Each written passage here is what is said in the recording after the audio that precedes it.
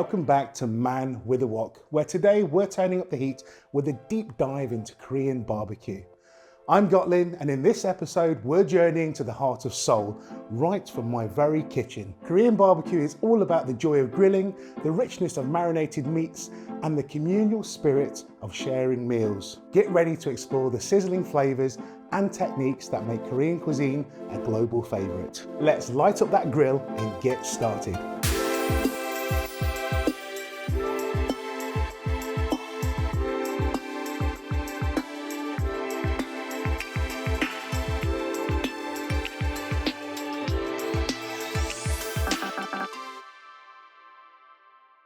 First on our Korean barbecue menu is Bulgogi, a dish that is as fun to eat as it is to say. Bulgogi means fire meat, and it's all about thin slices of beef marinated in a sweet and savoury sauce. Then grilled to perfection, this dish is a testament to the power of marination, transforming simple ingredients into a melt-in-your-mouth experience.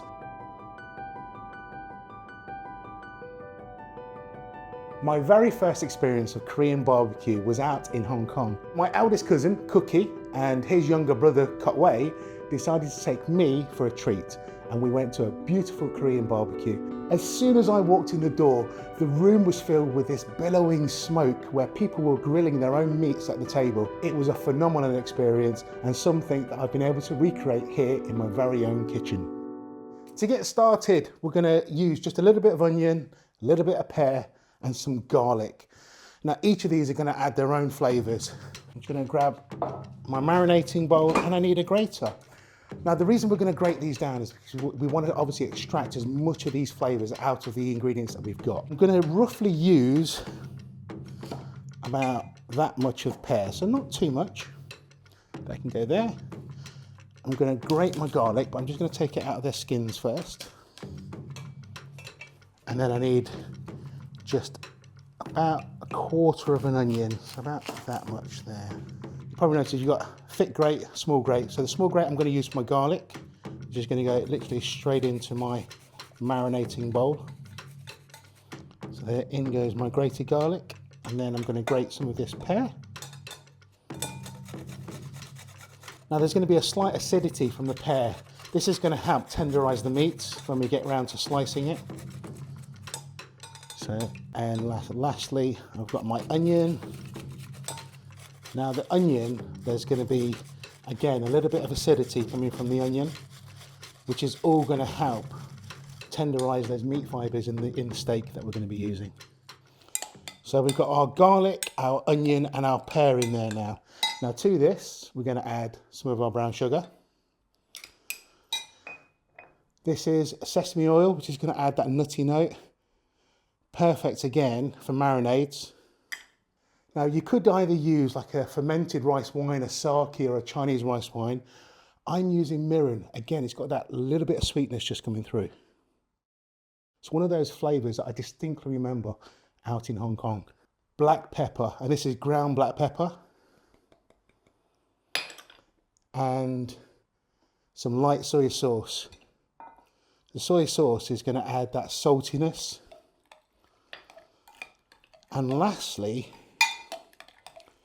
it wouldn't be Korean barbecue, I think, without using some gochujang paste. But this is an amazing red chili paste, and I only need roughly about a tablespoon. So there you go, that should be plenty.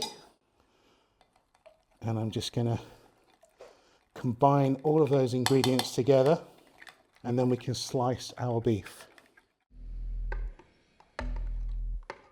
When we chop our meat, we want to always try and chop it against the grain. Okay, so what happens then, it shortens the muscle fibres, which will make it more tender. Also, because we're doing a Korean barbecue, we want to chop this beef as thinly as possible, so you will need a really sharp knife. The grain runs this way, so I'm going to cut it this way. And again, I'm just going to try and cut it as thinly as possible, getting lovely thin strips of beef. Now, not only am I cutting against the grain, I'm also cutting it on a slight angle. See, that's a lovely piece there. Now we're going to have to be really gentle with this meat in a second when we're marinating. We don't want to just slosh it around because it might have a tendency to break apart. So just watch your fingers. My knife is probably angled at about 33 degrees. If I do slip, the knife edge or the blade is still looking at the chopping board and not my fingers. And I'm just taking my time with this, there's no rush. And we're gonna get super tender, mouth-watering Korean barbecue.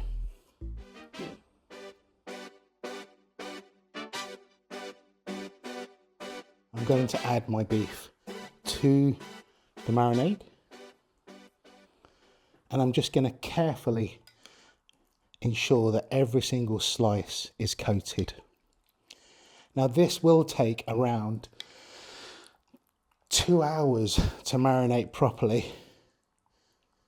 But ideally, if you can leave it overnight, even better. Now a little tip for you guys that don't like spice, the gochujang sauce or chili paste hasn't got to be used. You could literally just use that onion, the garlic, the pear, the mirin and everything else and omit or leave out the chili paste. But this is a Korean barbecue, and being an East Asian guy myself, I do like a bit of spice. Okay.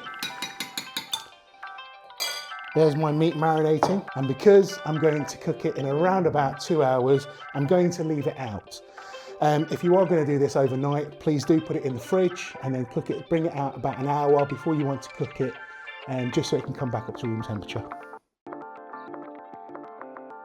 While our meat is marinating, and this has had about an hour so far, I'm going to toast my sesame seeds.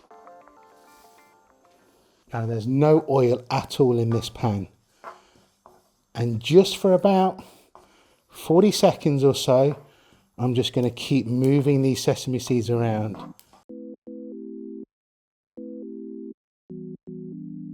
This is Korean barbecue, but we are indoors, so you could use one of your griddle pans. You could even pop it under the grill. I'm guessing you could also use an air fryer. I'm using an electric griddle, so my meat's had about 2 hours. And it's super tender and it's soaked up all of those flavours. Now don't rush this, guys. Imagine now that we're in a Korean barbecue restaurant and we're sitting with friends enjoying the company. So take your time. Right, are we ready for the first sizzle? Yum. Even the sound of it sounds amazing. And you know, anything that sounds like that is going to taste bloody fantastic.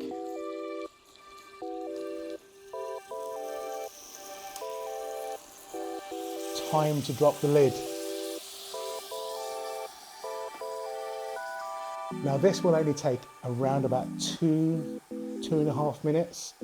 And then we'll pop it on a plate, or in my case a chopping board, and we'll just keep it warm while we cook the rest.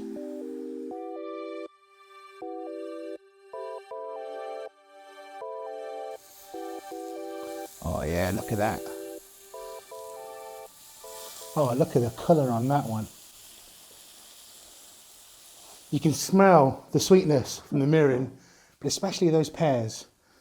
I can smell the pear, it smells great. Right, this is my serving platter, and we're just gonna take this beef and then we'll get some more on as well now. Oh, it smells phenomenal.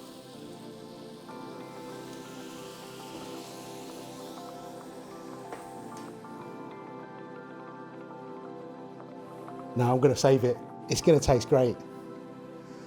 I know it's going to taste great. Because you want a live reaction in a minute when I've got a bowl of rice and you've got the meat on top and I've sprinkled it with some sesame seeds. Oh, yes.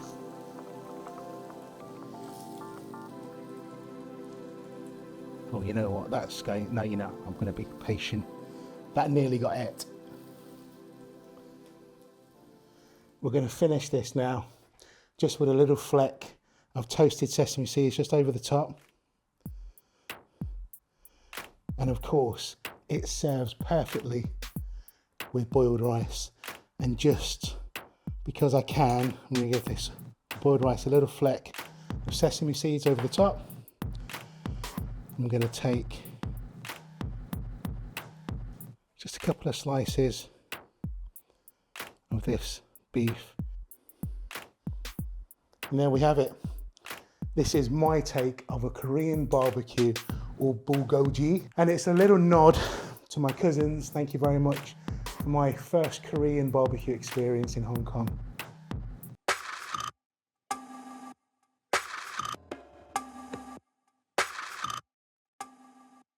I'm going to get rid of this first. Ugh, coriander. Oh, I know I can try this with a little tiny bit of ice.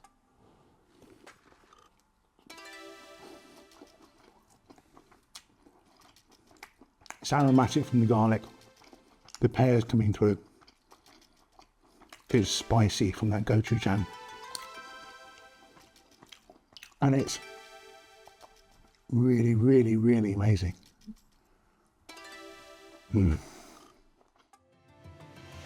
Bulgogi is not just a meal, it's a celebration of flavours and a testament to the art of Korean cooking. Enjoy this classic dish and bring a taste of Korea to your dining table.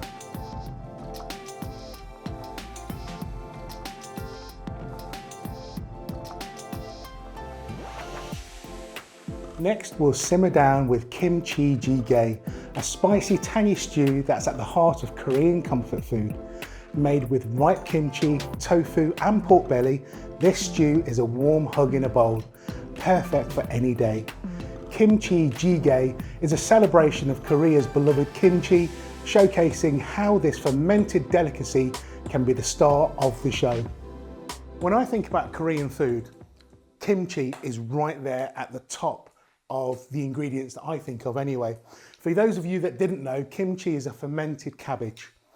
Now, the dish that we're cooking today is called a Kimchi Jjigae, which is basically a kimchi stew. Now, in the pan, I have some belly pork, which I've just cut into roughly 1 centimetre pieces. And I've been cooking this for about 10 minutes now. And basically what I've been trying to do is caramelise the pork before I cook anything else. I just wanted to render that down ever so slightly, so when we eat it, it melts in our mouth. In addition to the pork, we have some sliced onion, some garlic, which I've left whole so I can pick it out at the end, spring onions to garnish. We have some Korean chili flakes, some Korean chili paste, sesame oil, tofu and stock. If you don't have stock, you can use water, or you can use, some kind of liquid that you like to use anyway. Now that the pork has rendered down and I've got that caramelization, it's time to add my aromats. So my aromats is the garlic, so in that can go. I'll turn the heat up, and to this I'm going to add my sliced onions. This will now take another 5 minutes or so, because again, I'm trying to get that caramelization. I'm trying to brown off this ingredients just to encourage those natural sugars to come out.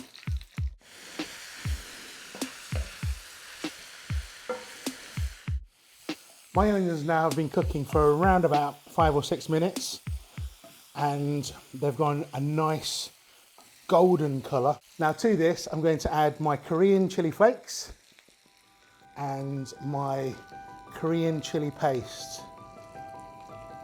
Now I find the Korean chili paste really sweet, and it's got such a lovely flavour. Once combined, I'll add my kimchi. So in goes my fermented cabbage, which I've just chopped down. And straight away you're getting that fermented smell. There's a sourness to the kimchi. And in goes our stock. The beauty of this kimchi stew is everything goes into one pot.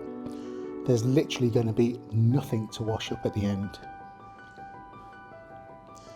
And then we're just coming up to the boil now.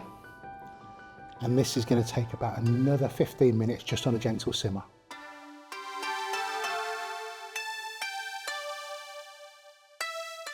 It's now time to add our tofu, We don't add this till the last minute, otherwise it does have a tendency to break up. So in goes our tofu. And now the all-important taste test, and we can adjust our seasoning then.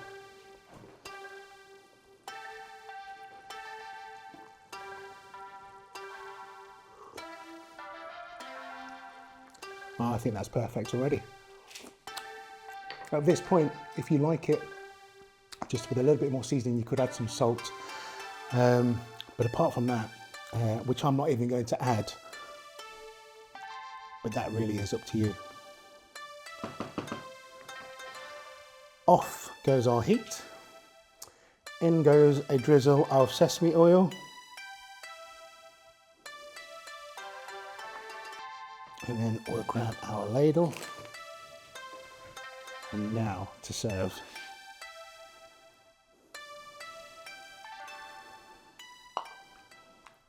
And just to finish, we're going to add just a little fleck of spring onion for a little bit of colour. This dish is a Korean comfort food, and I can see why.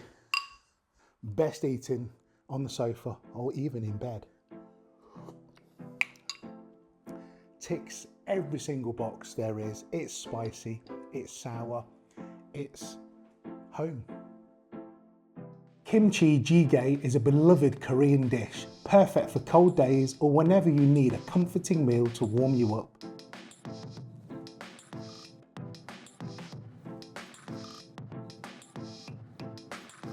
To round off our Korean barbecue journey, we're diving into Haemul Pajeon, a crispy and savoury seafood pancake. This dish is a crowd pleaser, packed with fresh seafood, green onions, and a batter that fries up to golden perfection. Haemul Pajeon is not just food, it's an experience best enjoyed with a dipping sauce and good company. Pancakes. I love pancakes, and I think most people love pancakes. This is a Korean savoury seafood pancake, and this is how we do it. We have some all-purpose flour, which is just going to go into this big bowl, followed by some rice flour. Now, there are two types of rice flour that you can get from your East Asian supermarket. There is standard rice flour and there's glutinous rice flour. This is the standard rice flour. This is going to make our pancakes really crisp. In that goes. Pancakes always need sugar, so in goes some sugar. I have 1 egg and some water. So I'm just going to add my water, and then we're going to whisk this all together until we get a smooth batter. There's my batter mixed. We've got a medley of cooked seafoods. We've got some squid, some prawns and some mussels. You can put any seafood you like into this, and we're going to drop some spring onions in as well. And I'm just going to chop these into roughly 2 centimetre pieces. And just where it's a little bit fatter, I'm just going to crush those pieces down. They get thrown in with the seafood, and then all of this gets thrown into the batter. And just gently incorporate the spring onions and seafood into this mixture. Now, there's roughly enough here for 2 to 3 pancakes. So I'm just going to get my wok out. Now, I've chosen this wok because it's got a slightly wider, flatter bottom. You can, of course, use a frying pan, and I'm just going to get this nice and hot. Now, to make this pancake really crispy, we do need to add just a little bit more oil than we would normally, but it's going to be well worth it. I'm just going to take a big scoop of this mixture and pop this into our hot oil.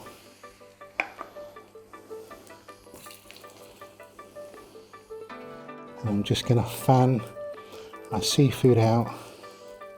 Now, this needs to cook for around about 2 to 5 minutes, depending on how hot your wok is on. But once it starts to go crispy around the edges, and then I flip it over. So while that's doing its cooking thing, we're going to make a nice sauce to go. Like you can either dip or pour it over the top. Now to this, I have some light soy sauce, some rice vinegar, a little touch of sesame oil, and of course this isn't a Korean pancake, so we're going to put some Korean chili flakes in, some sesame seeds, just a few, a little touch of sugar, and some water. And we're just going to mix that together. And that's our pancake dipping sauce.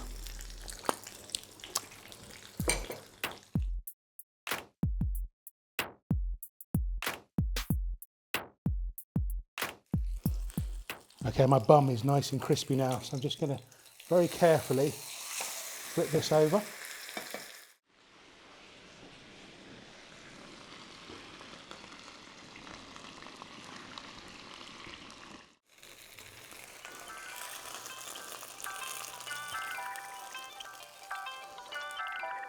And then we have a little final flourish of sesame seeds.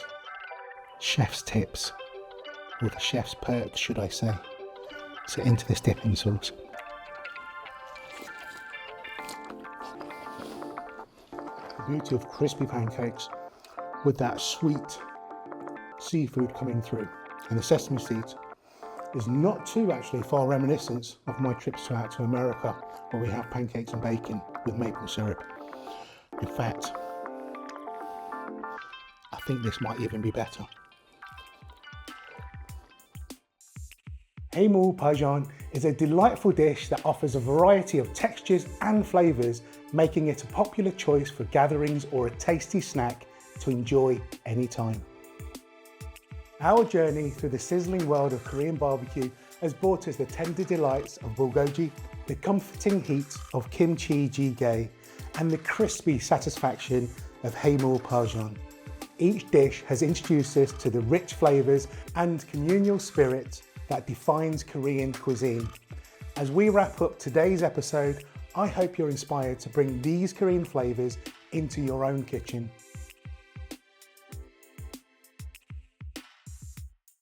Next time on Man with a Wok, we'll journey to Japan for a culinary exploration like no other. From the delicate art of sushi to the comforting warmth of ramen, we'll dive into the techniques and stories behind Japan's most iconic dishes. Join me, Kwoklyn, as we continue to explore the rich tapestry of East Asian cuisines. I'll see you then.